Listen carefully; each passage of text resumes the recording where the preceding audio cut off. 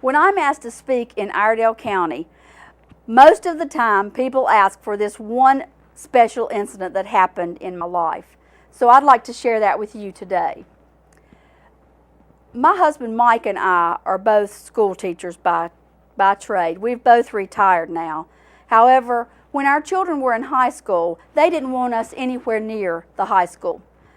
But who better to be chaperones for the prom than two school teachers? So once they were out of high school, then the local high school asked my husband and I to come and be the chaperones for the high school dance. I was so excited because wearing a formal, remember we live on a farm, wearing a formal is not one of those things that I do very often. So I was excited. I got that one formal that I own out, got ready, put my hair up, turned, and I asked my husband Mike to zip that dress for me. And he did.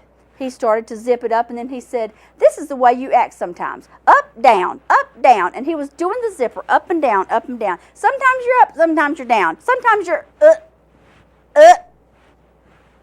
And he broke the zipper. One formal gown that I own, and he breaks the zipper.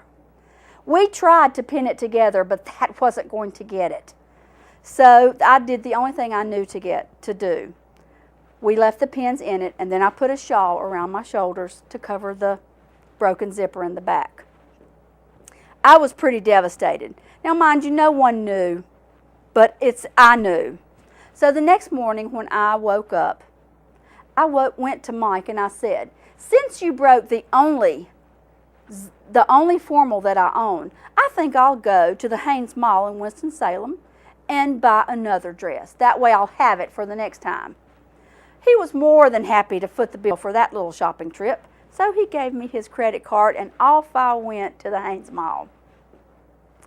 I came back with not one, but two formal gowns. And let me tell you, I was excited. I drove down that long dirt driveway, parked the car, got my formals out in my arm, and I started in the house. But I almost tripped over Mike's legs because he was changing the oil in his truck, and I didn't notice that he was there. So when I looked down and I saw that Mike was there, I thought, I can get him back. Put those dresses both on my arm, and then I reached down and played with his zipper. Zip, zip, zip, zip, zip, zip, zip, zip. It was fun. Walked in the house, hung my dresses in the closet, went in the den, and there sat Mike with the remote control. And I said, "Who is out there under your truck?" He said, "Why are you getting so upset about this? It's just Junior from down the road. He said if I would fix the plumbing in his bathroom, he'd change the oil in my truck. It's not a big deal." And I said, "Oh, yes, it is a big deal." So I told him what I had done. And I said, "And you will fix it."